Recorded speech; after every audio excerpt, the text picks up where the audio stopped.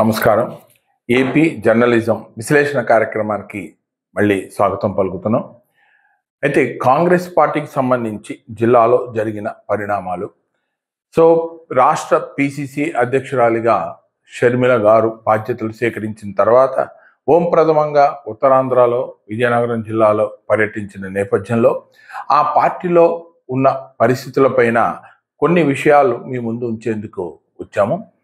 ఇక్కడ ఒక రకంగా చెప్పాలి అంటే షర్మిల రాష్ట్ర పిసిసి అధ్యక్షురాలుగా బాధ్యతలు స్వీకరించిన తరువాత విజయనగరం జిల్లాకు రావడం, ఇక్కడ కాంగ్రెస్ పార్టీ కార్యాలయంలో కార్యకర్తలతో ఓ సమీక్షా సమావేశం నిర్వహించడం, ఈ సందర్భంగానే తన భావాలను అభిప్రాయాలని పంచుకోవడం జరిగింది. అయితే షర్మిల గారి రాక అనేది కాంగ్రెస్ పార్టీకి శుభ పరిణామమే. కార్యకర్తల్లో కొత్త జోష్ నింపింది. ఆ పార్టీ నేతల్లో ఉన్న కొద్దిమంది నేతల్లోనూ కూడా కొత్త ఉత్సాహాన్ని కూడా నింపింది. అందులో ఎలాంటి సందేహం లేదు.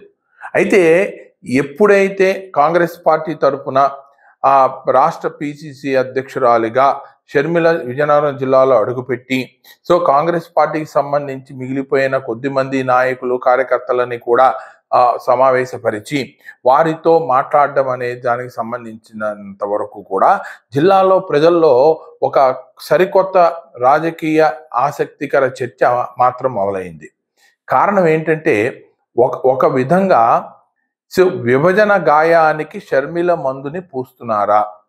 కారణం ఏంటంటే ఆంధ్రులు తెలుగు జాతికి సంబంధించిన ఎవరు కూడా కాంగ్రెస్ పార్టీకి సంబంధించినటువంటి ఈ విభజన చేసిన విధానాన్ని ఇంకా మర్చిపోలేదు.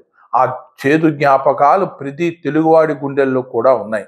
ముఖ్యంగా ఆంధ్రులని జాతీయ స్థాయిలో అవమానపరిచే రీతిలో చేసి తెలుగు జాతిని నిర్వీర్యం చేసి ఉమ్మడి ఆంధ్రప్రదేశ్ రాష్ట్రాన్ని విభజించి అన్ని విధాలా కూడా ఆంధ్రప్రదేశ్ని ఏకాకిం చేశారు. ఈ పాపం కాంగ్రెస్ పార్టీదే, అందులో ఎలాంటి సందేహం కూడా లేదు. ఇటువంటి పరిస్థితులలో ఇంకా మర్చిపోలేదు, ఎవరు కూడా ఆంధ్రులు ఆ విషయాలన్నీ మర్చిపోలేదు. గతంలో జరిగినటువంటి విభజన నేపథ్యంలో ఒక్కొక్క అంశము కూడా ఇంకా ప్రతి ఆంధ్రుడి కళ్ళ ముందు అలా కదులాడుతూనే ఉన్నాయి. ఇటువంటి పరిస్థితుల్లో వచ్చినటువంటి షర్మిల నుంచి ఆంధ్రులు ఆశించింది వేరు.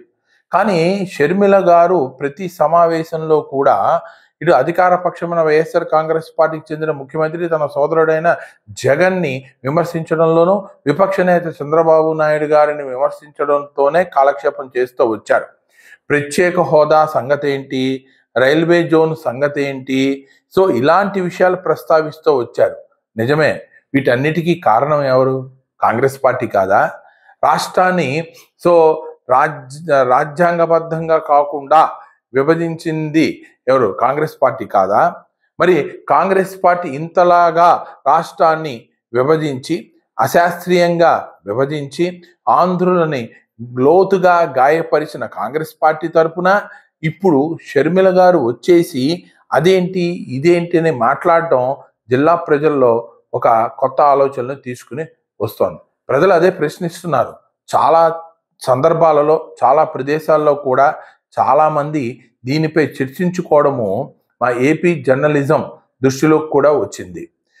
ఇన్ని కబుర్లు చెప్తున్న షర్మిల గారు రాష్ట్ర విభజనకు సంబంధించి కాంగ్రెస్ పార్టీ తరఫున ఆంధ్రులకి ఏం సమాధానం చెప్తారు? ప్రస్తుతానికి ప్రత్యేక హోదా, రైల్వే జోన్ అంశాలను ప్రస్తావించడం బాగానే ఉంది. మరి ఈ చేసిన గాయానికి సంబంధించినటువంటి ఆంధ్రులకు జరిగిన నష్టానికి సంబంధించి షర్మిల గారు ఇచ్చేటువంటి సమాధానం ఏమిటి?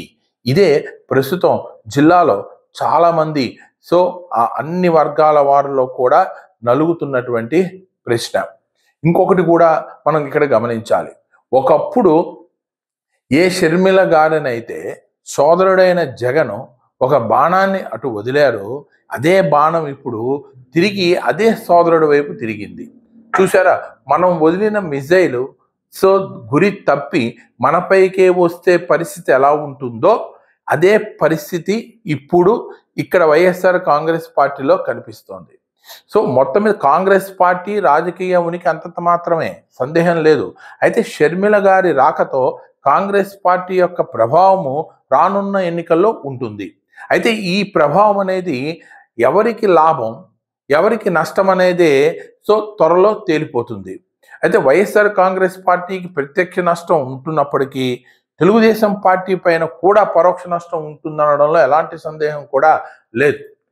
దీనికి సంబంధించినంత వరకు కూడా ప్రస్తుతం మహాభారతంలో చూసారా, భీష్ముణ్ణి అస్త్ర సన్యాసం చేయాలి అంటే శిఖండిని తీసుకురావాలి.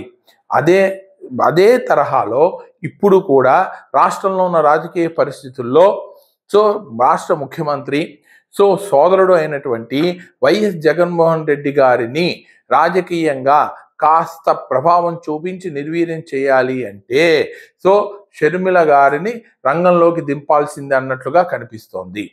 అయితే ఈ పరిస్థితిని వైఎస్ఆర్ కాంగ్రెస్ పార్టీ ఎలా ఎదుర్కొంటుంది, ఇదే పరిస్థితిని తెలుగుదేశం పార్టీ ఎలాగా ఎదుర్కొంటుంది, లేదా తెలుగుదేశం పార్టీ ఇదే అవకాశంగా తనకు అనుకూలంగా మార్చుకుంటుందా అన్నది చాలా ముఖ్యమైన అంశాలుగా మనము చెప్పవచ్చు. అయితే మొత్తం మీద జిల్లా ప్రజల్లో షర్మిల గారి రాకతో కాంగ్రెస్ పార్టీకి సంబంధించిన పైన దృష్టి వెళ్ళకపోవడం పోగా మరి ఆంధ్రులకు చేసిన గాయం పైన మరోసారి వెళ్ళడం అనేది స్పష్టంగా మనకి కనిపిస్తోంది.